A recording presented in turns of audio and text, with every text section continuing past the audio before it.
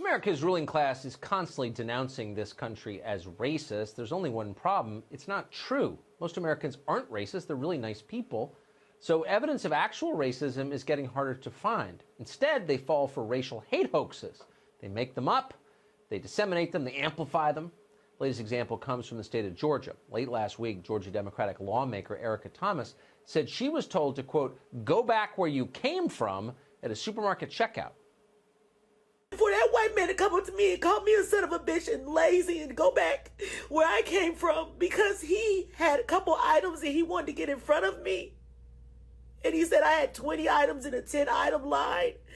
What will make you that angry?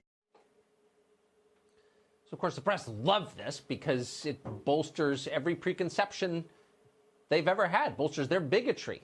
Another racist Trump supporter on the loose. Actually, it turns out the man that Thomas was accusing, Eric Sparks, is not only Cuban, he's a liberal. He came forward and called her story a total lie. Watch this. She said a few words. I stated, well, you're selfish little bitch. I did say that. That's all I said after that, and I walked out of Publix. Her words stating on Twitter and her video, stating I told her she needs to go back where she came from, are untrue. I am white, but I am Cuban. I was raised with a Cuban grandmother that didn't speak any English. Facebook, I will make it public. Proven facts. All my statements are anti-Trump, anti-Republican, anti-racism, anti-bigotry. This lady does not know me.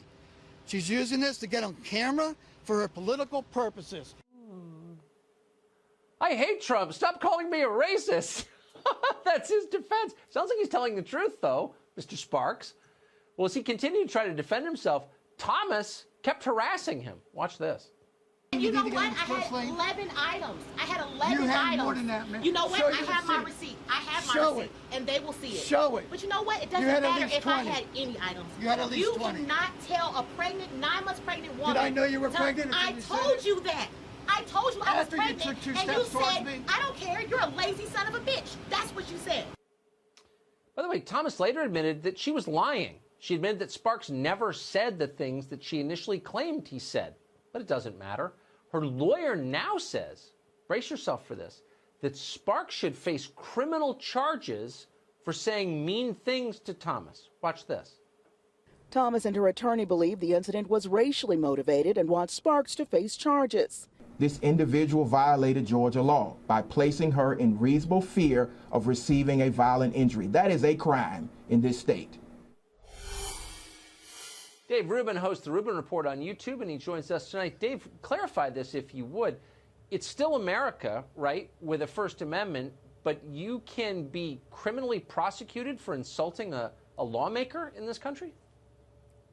Tucker, for now on, when I come on your show, can we put a little title underneath that just says it's completely bananas? Because every time I come on, I think, well, it can't get crazier, it can't get more bananas, more bonkers, and it does. I mean, this is just patently absurd at every level whatsoever. I mean, first off, you may have heard the story of the boy who cried wolf. I think we all grew up with that story. Yes. We now live in a time of the politician who cried racism. I mean, they are using the false cries, as Senator Hawley correctly pointed out in the previous segment, they're using the false cries of racism to silence everyone. I live in Los Angeles. Have you ever been to a Whole Foods where you walk into the express line and you have one thing over? Most likely someone is going to scream at you, and it has nothing to do with their race or your race or the rest of it.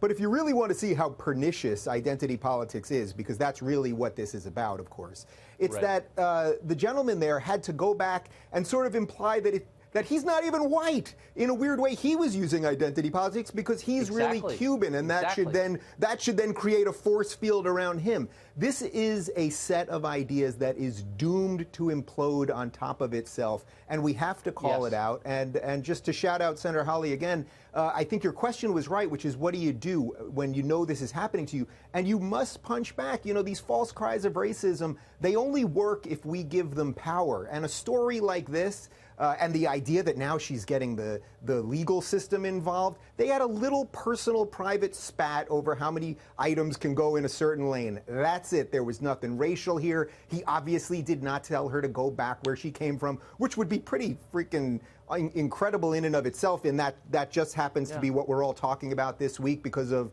Ilhan Omar and Trump. So, you know, we just need to keep calling these things out because eventually they will run out of steam.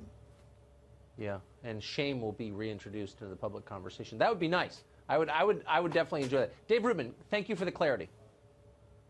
Thanks, my friend.